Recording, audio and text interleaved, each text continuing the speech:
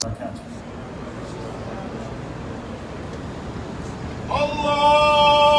Akbar, Allahu Akbar, Allahu Akbar, Allahu Akbar.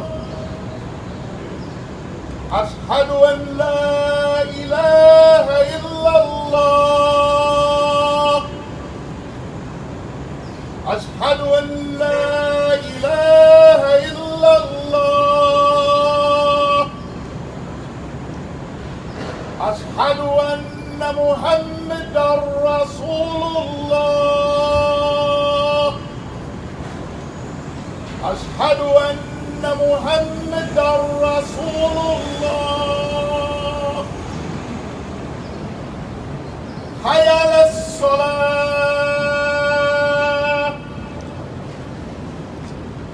Hayya alas-salah.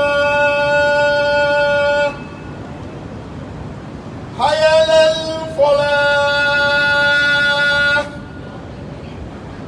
Hayya alal-falah. Allahu Akbar, Allahu Akbar. La ilaha illallah.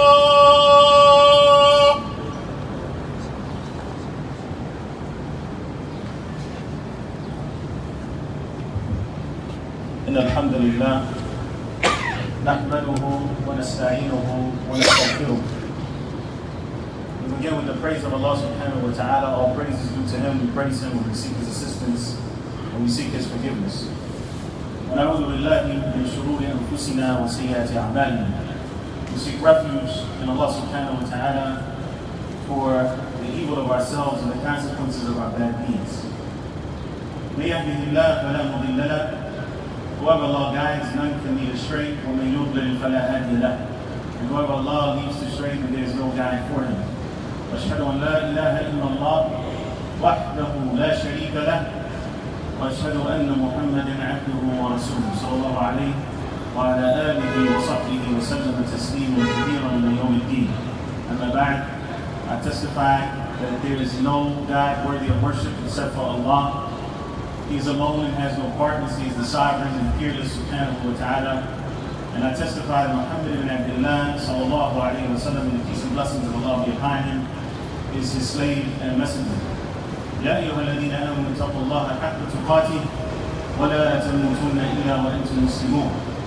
Oh, you who believe, fear Allah as He ought to be feared. Be conscious of Allah subhanahu wa ta'ala at all times. And don't die except in the state of submission to Allah. Don't die except as Muslims. Brothers and sisters, today's khutbah is about a very important topic. It is a theme that is oft repeated in the Quran. In fact, the entirety of the religion of Islam revolves around this topic. And that is the topic of justice. And it is particularly relevant for us today to highlight this topic of justice and how it is a recurring theme throughout the Quran, because it informs us that the revelation of Islam, the final revelation to mankind, the book of Allah, the Quran, is not something that just benefits the Muslims. It's not something that just benefits the people who ascribe to believing in the Quran, but it benefits society as a whole. And if we do our jobs as Muslims to maintain and uphold justice, then we will be people who benefit not only us, but benefit society as a whole. Allah tells us in the Quran, يا أيها الذين آمنوا كونوا قوامين بالقسط شهداء لله. Oh, you who believe, oh, you who have faith, who have submitted to Allah, كونوا قوامين بالقسط. Stand up firmly for justice. قوامين, be custodians of justice, be upholders of justice. شهداء لله, witnesses to Allah subhanahu wa ta'ala, witnesses to the creator of the heavens and the earth. In other words, as you stand for justice, or you don't stand, and you don't act when you see something that you should say something about, then realize that you will be shuhada'a lillah, that you are witnesses to God. In other words, that you will have to stand in front of God and answer for your actions or your inactions. We have to be people who stand for justice. This is the command of the Quran. And Allah subhanahu wa ta'ala tells us in the hadith al-Qudsi, the divinely inspired hadith, that our Prophet sallallahu alayhi wa sallam told us that Allah said, Ya ibadi inni harramtu al-dhulma ala nafsi wa ja'altuhu baynakum muharrama fala tadhalimu. O my servants, I have made injustice haram. It is impermissible for me to be unjust, Allah says. وَجَعَلْتُهُ بَيْنَكُمْ مُحَرَّمًا. And I have also made injustice haram between yourselves, between the creation, فَلَا تَظَالِمُوا. So do not oppress one another. We are here today, as was mentioned earlier, after 3 months of not being able to go to the masjid, and Allah subhanahu wa ta'ala opened up for us this door, to be able to gather on the day of Jumu'ah for the most important prayer of the week, the Jumu'ah prayer. After 12 weeks of not being able to gather, sharing this space with people who have also expressed their sentiments for justice. We're here today speaking about the topic that we're speaking about, specifically because lives have been lost at the hands of the people who are paid to protect life. People who are hired and paid for by tax dollars to protect and serve. And yet many people have been dying in their custody. The last of which that has created this national uproar, and where we are today, the life of George Floyd. At the hands and in a manner that when we look at it from our perspective as Muslims, we could not even kill an animal that way. It is not permissible for us to even choke a sheep, not to mention another human being who has life that is sacred. Because Allah Azza wa Jalla, Allah the Almighty, has made the life of human beings sacred. And so this image of a knee on somebody's neck, this unjust and slow execution of another human being on camera, has created this outrage, and it should. Because we can't sit by and watch as this oppression happens. The only way that a person can go to that level is not only because they don't recognize their victim as being human, that they look at the person that they are killing as less than human, but also because they've lost their own decency and sense of humanity. And it's built on a system that has historically made these divides so that one group of people feel human and another group is less than human. And our Prophet sallallahu alaihi wasallam, the Prophet Muhammad, over 1400 years ago, his teachings abolished these notions of racism and tribalism and colorism and all of these other isms. Our Prophet said on one of the most important days in the history of Islam, when the Muslims returned to Mecca to reclaim what was rightfully theirs after having been rejected and pushed out of their land, the Prophet sallallahu alaihi wasallam said, وَالنَّاسُ بَنُو آدَمَ. He said this in front of the entire ummah at that particular time. He said that the people are the children of Adam. People are the children of Adam. وَاللَّهُ خَلَقَ آدَمَ مِنْ تُرَابٍ. And Allah has created Adam from dust or from dirt. Look at us. We're all created the same. We're all made up of flesh and bones and organs.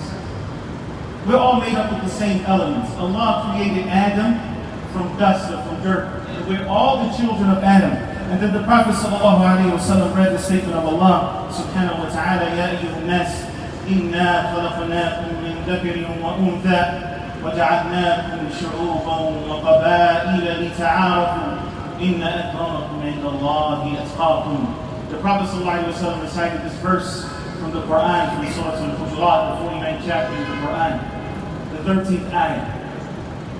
Where Allah subhanahu wa ta'ala says, O mankind, إِنَّا خَلَقْنَاكُمْ مِنْ ذَكَرٍ وَأُنْثَى. We have created you from a single male and female, from Adam and Eve. And we have made from amongst you nations and tribes, so that you get to know one another. Not that you denounce your tribes. We are different. But Allah subhanahu wa ta'ala didn't create us different so that we could claim supremacy over one another, or that we oppress one another. But He created us differently so that we get to know one another. إِنَّ أَكْرَمَكُمْ عِنْدَ اللَّهِ أَتْقَاكُمْ. The most noble of you in the sight of Allah, the most honorable of you, O mankind, human beings, the most honorable of you are those who have the most taqwa, those who are most God-fearing and most God-conscious, those who fulfill the commands of God and avoid His prohibitions. That is the only thing that distinguishes us. It's not our color.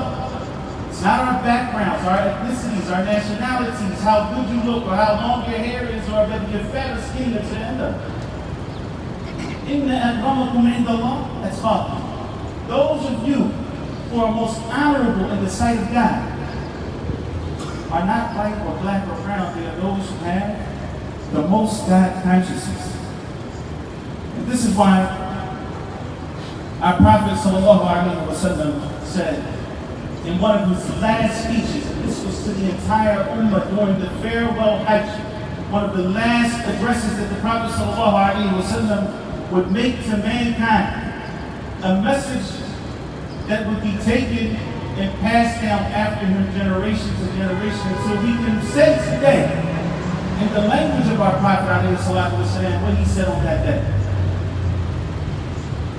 When the Prophet ﷺ said, all of you are from Adam. He repeated it. All of you from Adam. And Adam is from Turab. And Adam is from dirt. أَلَا لَا فَضْلَ لِعَرَبِيٍّ عَلَى أَعْجَمِيٍّ وَلَا أَعْجَمِيٍّ عَلَى عَرَبِيٍّ. Indeed, there is no supremacy for an Arab over a non-Arab, or a non-Arab over an Arab. وَلَا لِأَبْيَض أَوْ لِأَحْمَرَ عَلَى أَسْوَدٍ. And not for a white person or a red person over a black person. And not a black person over a red person or a white person. إِلَّا بِالتَّقْوَى. Except by God consciousness. This is the scale that we as believers in Allah and believing. This is something that is very specific to our Prophet ﷺ in terms of that message, going from a religious standpoint, from a divine standpoint, that we are equal, except by way of our fear and our consciousness of Allah subhanahu wa ta'ala. This is why our Prophet emphasized this point. When one of his companions came to him and mentioned to him that he had said something negative about another companion because his mother was black. And the Prophet ﷺ said, do you shame him? Do you speak ill of him because his mother is black? Indeed, you are a person that has some remnants of Jahiliyyah, the times of ignorance, the times that were before Islam. That those teachings, that we are better because of our color, that we can shame somebody because of the color of their skin, that has nothing to do with Islam. It goes against the spirit of Islam. There are so many problems that we are dealing with as a nation. So many. We are, in fact, as you wear your masks and you socially distance, we're in the midst of a pandemic. The last months have been months of fear. We fear this virus COVID-19, this thing that we cannot see, but that attacks the human being and leaves them short of breath. A virus that we're scared of because it takes away our ability to breathe. And in the midst of that, we're dealing with another virus, often unseen by the naked eye, often hidden. But it is also a virus that has led to people losing their breath. And this is the virus of racism, which has literally caused people to say, I can't breathe. But yet that virus stays on top of them and continues to attack them until they really cannot breathe anymore and until they lose their life. So we're not just dealing with one pandemic. We're dealing with the systematic virus that we're going to have to fight as a nation. This virus has caused the loss of life, of many lives. Last week it was George Floyd. And the week before that it was many others. And the years before that it was Michael Brown. And it was Tahir Wyatt. And it was so many others who have lost the lives that Allah has made sacred. As Muslims, we don't believe that one life is more sacred than another life inherently. Allah has revealed in the Quran that the taking of one life, this is how important life is. The gravity of taking one life unjustly is like a person has killed the entirety of mankind. And life is so important that saving one life is like you have saved the life of all of mankind. Allah subhanahu wa ta'ala said, إِنَّهُ مَنْ قَتَلَ نَفْسًا بِغَيْرِ نَفْسٍ أَوْ فَسَادٍ فِي الْأَرْضِ فَكَأَنَّمَا قَتَلَ النَّاسَ جَمِيعًا وَمَنْ أَحْيَاهَا فَكَأَنَّمَا أَحْيَا النَّاسَ جَمِيعًا. Allah revealed to those before us that whoever takes a life except as punishment for murder or for causing corruption and mischief in the land, it will be as if they have killed all of humanity. And whoever saves a life, it will be as if they have saved all of humanity. Life is sacred. And today, we specifically say that Black Lives Matter. We say that because Black people in this country have never been truly fair. And so we have to call it out and call it spade a spade. Yes, all life is sacred. Allah has made all life sacred. But this problem that we're dealing specifically with today is that Black lives have not been given that same sanctity in this country. Black lives, Black people in this country have for years, for centuries, dealt with oppression, and systematic racism, and torture at the hands of the white power structure. They have been disproportionately targeted by police and harassed and faced police brutality at a rate that no other people in this country face. And for that reason, it is important that we as Muslims, not just Black Muslims, but that all Muslims who believe that Allah subhanahu wa ta'ala, that our Creator has made life sacred and that He has forbidden injustice, that we all stand up and stand in solidarity to make a change in this nation. أقول قولي هذا وأستغفر الله لي ولكم فاستغفروه إنه هو الغفور الرحيم.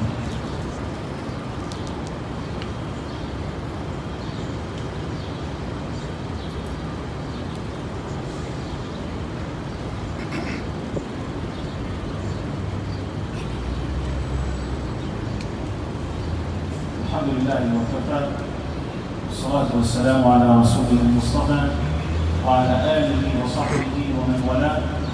أما بعد, brothers and sisters, our Prophet sallallahu alayhi wa sallam, and the teachings of Islam, make it known to us in no uncertain terms that we Muslims have to be agents of change. The Prophet sallallahu alayhi wa sallam said that there are no people who see a wrongdoer amongst them. They see a zalim, somebody oppressing others amongst them, somebody who is a proponent of injustice amongst them, and they don't take him by the hand. In other words, that they don't stop his wrongdoing, except that Allah will encompass them all with punishment. We can't be complicit. When we are complicit with injustice, that we are subjecting ourselves in totality, not just the one who's doing wrong, but we subject ourselves as a whole to divine retribution, and that's scary. And we should be afraid. And this is why our Prophet sallallahu alaihi wasallam said amongst his companions,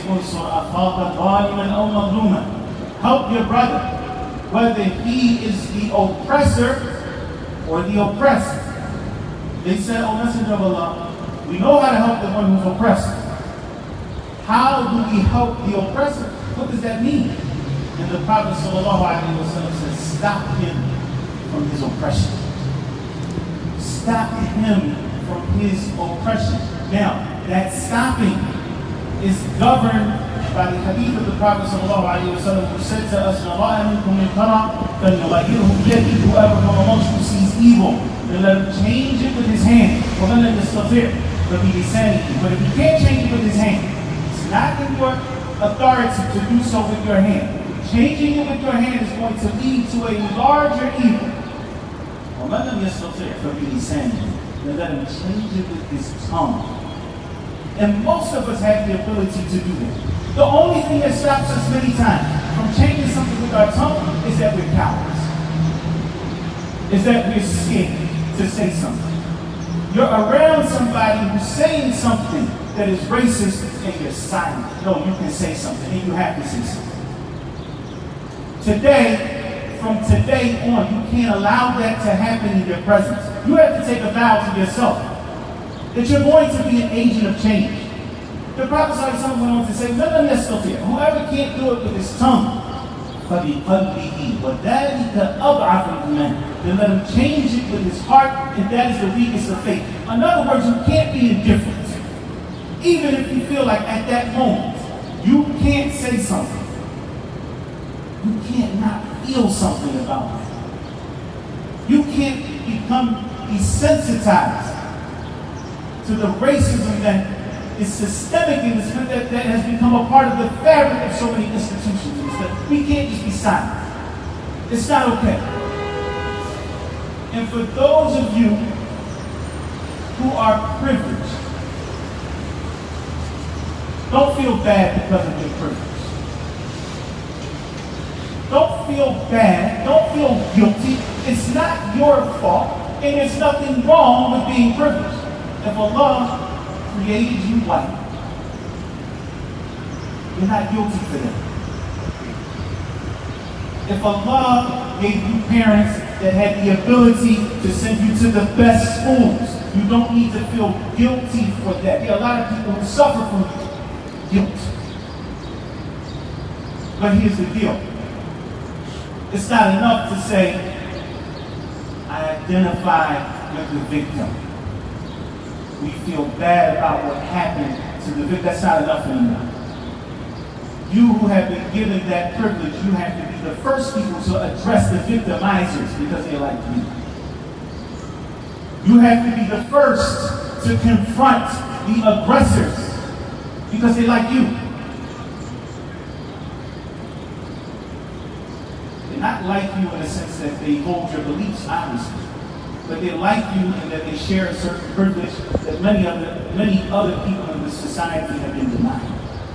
And so when we talk about, well, what are we going to do?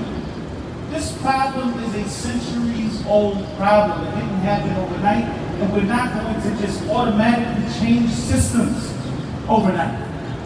But we can start with ourselves.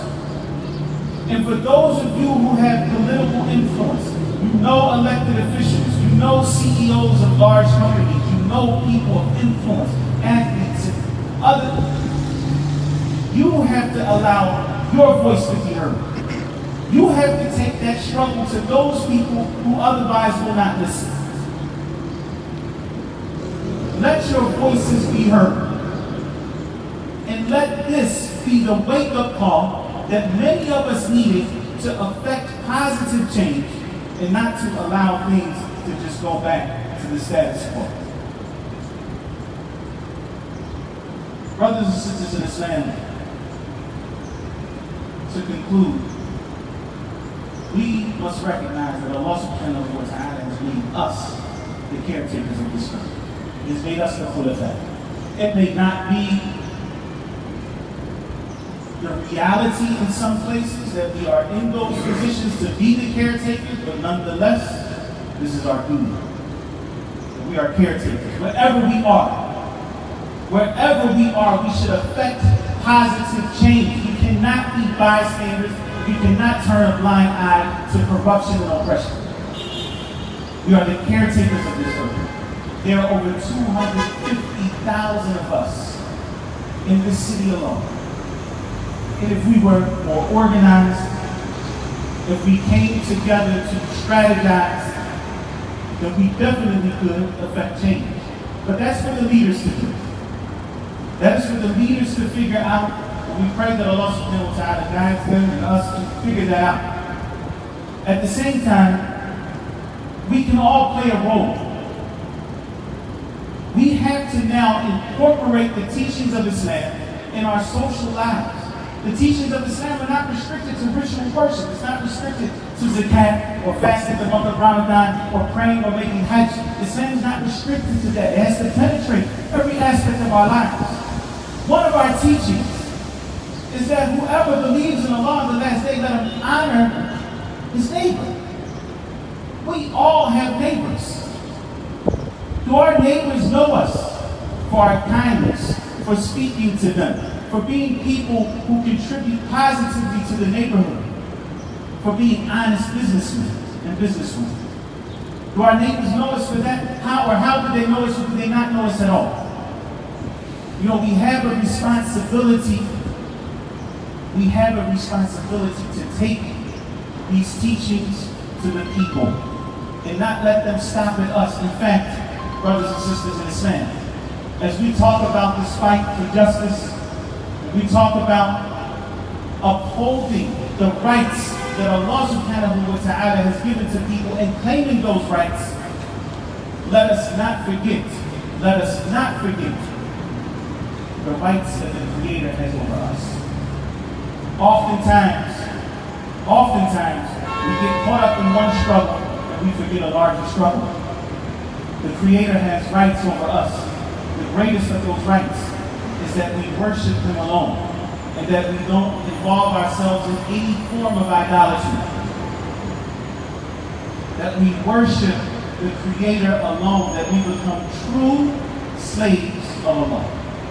And when we become slaves of Allah, we are free from bondage to His creation and to created systems. And our hope and our fear and our reliance and our trust is upon Allah alone. And it's not upon any system to give us those rights, because those rights are God-given. And when we get to that point, that is real. That is real power. And that is the highest form of nobility. That we are slaves to Allah and slaves to nothing else. That we bow down, as we're going to do in a minute, inshallah. That we prostrate only to God. And that we don't bow to any system. And that we don't prostrate to any system. But that we stand up for justice. We ask Allah subhanahu wa ta'ala to bring healing to this nation and to make this a safe and secure nation. We ask Allah subhanahu wa ta'ala to bring justice to those who have been oppressed. ربنا اغفر لنا ولإخواننا الذين سبقونا بالإيمان ولا تجعل في قلوبنا غلا للذين آمنوا ربنا إنك رؤوف رحيم.